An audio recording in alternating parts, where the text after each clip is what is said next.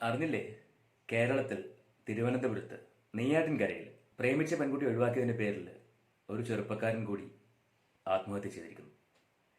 മിഥുൻ എന്നാണ് പേര്. മിഥുൻ ഒരു ബാഡ്മിന്റൺ പ്ലെയർ ആയിരുന്നു. സ്നേഹിച്ചവളുടെ മുന്നിൽ കരഞ്ഞ് കാല് പിടിക്കുന്ന പോലെ അപേക്ഷിച്ചു, ഒഴിവാക്കല്ലേ.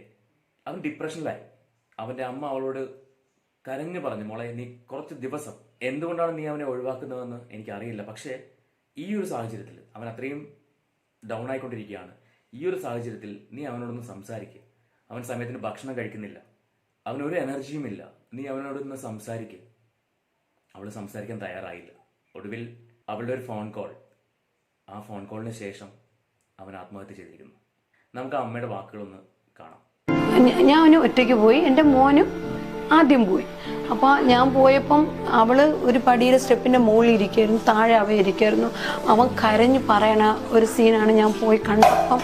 ഞാൻ ആദ്യം പോയി കണ്ടത് അവൻ കരയണതായിട്ടാണ്. ഇത്രയും മക്കളിങ്ങനെ അവളെ മുമ്പ് ഇങ്ങനെ താഴേണ്ട ആവശ്യമൊന്നുമില്ല എന്ന് പറഞ്ഞപ്പോൾ അവൻ പറഞ്ഞു, ഇല്ല അമ്മ, എനിക്ക് അവളെ ഇങ്ങനെ മറക്കാൻ പറ്റാത്തതുകൊണ്ടാണ് അമ്മ ഞാനിങ്ങനെ അവളെ കാല് പിടിക്കണേ. പക്ഷെ അവൻ കരയണത് എനിക്ക് കാണാം. അവള് കൂളായിട്ട് നിന്നാണ്, അങ്ങ് ബോൾഡായിട്ട് നിന്ന് സംസാരിക്കുന്നുണ്ട്. ഞാൻ അവിടെ ഇരുന്ന് അങ്ങനെ ഇരുന്ന് ഞാൻ കുറച്ചു നേരം അവൻ്റെ ഒരു നല്ല കൂളായിട്ട് സംസാരിച്ചു. അപ്പോൾ അവൻ ആത്മഹത്യ എന്നുള്ള ഒരു ഇതും എനിക്ക് തോന്നിയതേ ഇല്ല.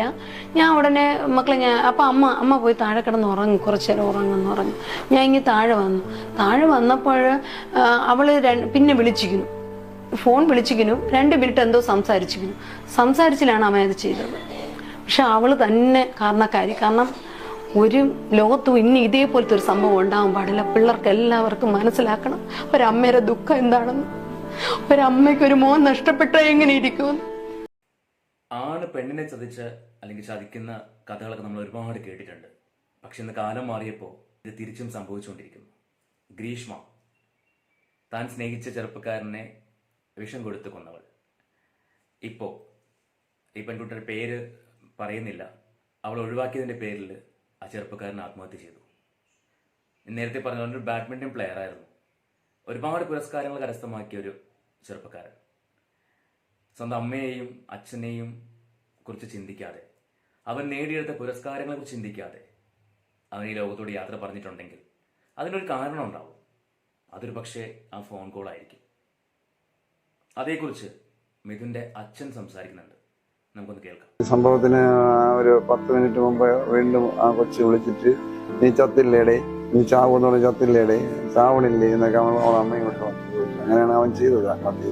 ഇപ്പൊ അവന്റെ ആത്മഹത്യാക്കുറിപ്പില് 3 ലക്ഷം രൂപ വരെ കുട്ടി വാങ്ങിച്ചിട്ടുണ്ടെന്നാണ് അവൻ എഴുതിയിട്ടുള്ളത്.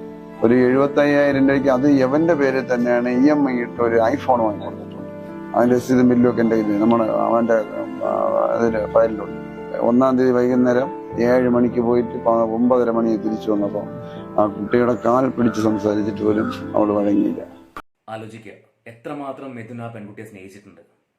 3 ലക്ഷം രൂപ, ഐഫോൺ, ലാപ്ടോപ്പ്, അതെല്ലാം നമുക്ക് മാറ്റിവെക്കാം.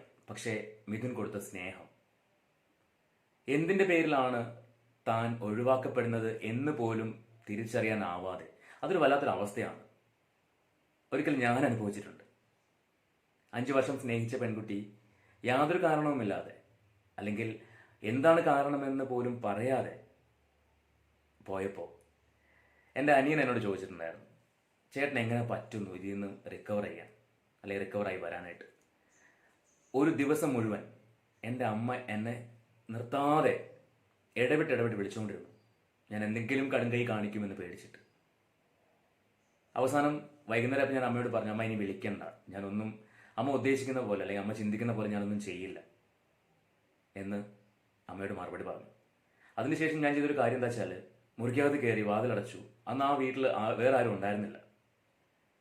മുറിക്കകത്ത് കയറി വാതിലടച്ചു. ഒരൊറ്റ അലർച്ചയായിരുന്നു.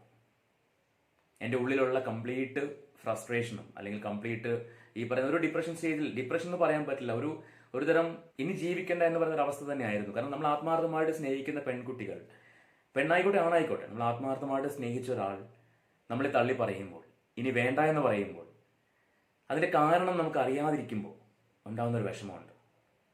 ഇപ്പോൾ ഒരുപാട് പേര് മിഥുനോട് ചോദിക്കുന്നുണ്ട്, നീ നിന്റെ അച്ഛനെയും അമ്മയും കുറിച്ച് എന്തുകൊണ്ട് ചിന്തിച്ചില്ല, അവർക്കിനി ആരാ ഉള്ളത് എന്നൊക്കെ ചോദിക്കുന്നുണ്ട്. പക്ഷേ ആ ഒരു മൊമെന്റ് മിഥുൻ ആത്മഹത്യ ചെയ്യാൻ തീരുമാനിച്ച ആ ഒരു മൊമെന്റ്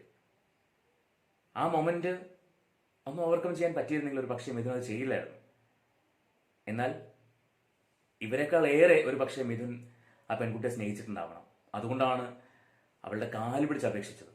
ഇന്നത്തെ കാലത്ത് ഒരുപാട് പേരൊന്നും അങ്ങനെ ചെയ്യില്ല. കാരണം ഒരുത്തി പോയാൽ വേറൊരുത്തി എന്ന ലെവലിൽ ചിന്തിക്കുന്ന ആളുകളാണ് കൂടുതലും.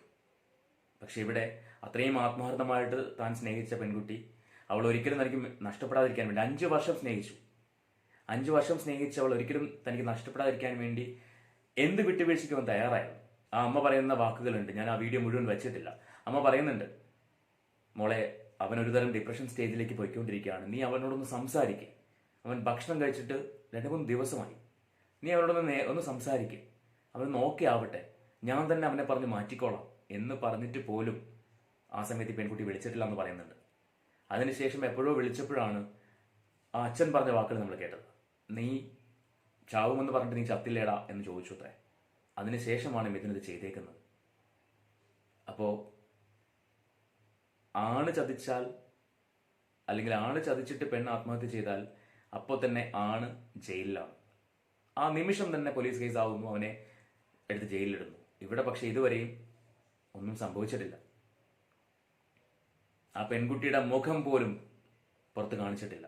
എനിക്ക് സ്നേഹിക്കുന്നവരോട് ഒരപേക്ഷ മാത്രം, നിങ്ങൾക്ക് ഒരുമിക്കാൻ താല്പര്യമില്ലെങ്കിൽ ആരെയും ചതിക്കാതിരിക്കുക, സ്നേഹിച്ച് വഞ്ചിക്കാതിരിക്കുക. മറ്റേതൊരു തരം വഞ്ചനയും നമുക്ക് ടോളറേറ്റ് ചെയ്യാൻ പറ്റും, അല്ലെങ്കിൽ അക്സെപ്റ്റ് ചെയ്യാൻ പറ്റും. പക്ഷേ സ്നേഹിച്ചുകൊണ്ട് വഞ്ചിക്കുന്നത്, സ്നേഹിച്ചുകൊണ്ട് ചതിക്കുന്നത് ഒരിക്കലും മറ്റേ ആൾക്ക് അക്സെപ്റ്റ് ചെയ്യാൻ പറ്റില്ല. അത് ആ വ്യക്തിയുടെ ജീവിതം എന്നല്ല, ജീവൻ വരെ നശിപ്പിച്ചു കളയും.